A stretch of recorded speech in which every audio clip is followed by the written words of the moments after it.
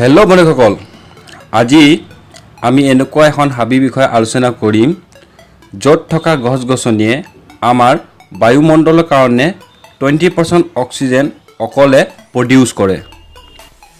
এই হাবিখনৰ নাম হৈছে এমাজন ৰেইন ফৰেষ্ট আৰু এই এমাজন ৰেইন ফৰেষ্ট হৈছে আমাৰ পৃথিৱীৰ আটাইতকৈ ডাঙৰ ৰেইন ফৰেষ্ট।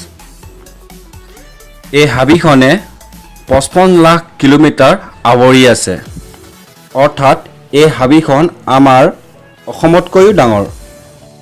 অসমৰ মুঠ মাটিকালি হৈছে 78.438 কিলোমিটাৰ। এই এমাজন হাবিখনে 9খন দেশৰ লগত নিজৰ বৰ্ডাৰ শ্বেয়াৰ কৰে। ইয়াৰে 60% আছে ব্ৰাজিলত, 12% আছে পেৰুত আৰু 10% আছে কলম্বিয়াত। এই এমাজন হাবিত 390 বিলিয়ন গছ-গছনিৰ লগতে 16,000 প্ৰজাতিৰ জীৱ-জন্তু আছে। যদি এই এমাজন হাবিখন দেশ হোৱা হ'লহেঁতেন তেন্তে ই পৃথিৱীৰ ভিতৰত 9 নম্বৰ ডাঙৰ দেশ হ'লহেঁতেন।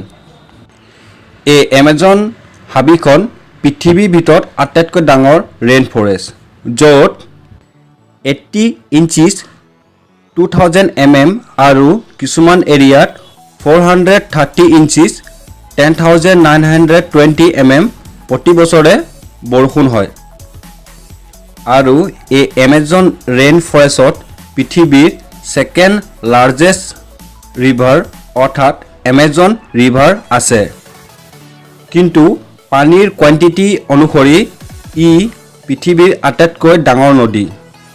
এই এমাজন ৰিভাৰ এণ্ডিছ পৰ্বতৰ পৰা সৃষ্টি হৈছে। এই নদীত 3,000তকৈ অধিক প্ৰজাতি মাছ আৰু অন্যান্য জীৱ-জন্তু যেনেকৈ অজগৰ, এনাকণ্ডা, ঘৰিয়াল আৰু বিভিন্ন প্ৰকাৰৰ জীৱ-জন্তু পোৱা যায়। আৰু এই এমাজন ৰেইন ফৰেষ্টত 400 পৰা 500 ভিতৰ জনজাতিয়ে বসবাস কৰে।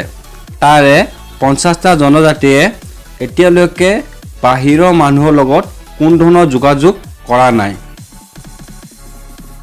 বন্ধুসকল, এমাজন ৰেইন ফৰেষ্টত বহুত ধৰণৰ আচৰিত আৰু অদ্ভুত ধৰণৰ জীৱ-জন্তু পোৱা যায়। এই জীৱ-জন্তুবিলাকৰ বিষয়ে আমি ইয়াৰ নেক্সট ভিডিঅ'ত আলোচনা কৰিম। আৰু যদি এই ভিডিঅ'টো চাই ভাল পালে তেন্তে ভিডিঅ'টো যেন লাইক, শ্বেয়াৰ আৰু কিবা ক'ব থাকিলে কমেণ্ট কৰিব। লগতে এই চেনেলটো যেন ছাবস্ক্ৰাইব কৰে। ধন্যবাদ। See you next time.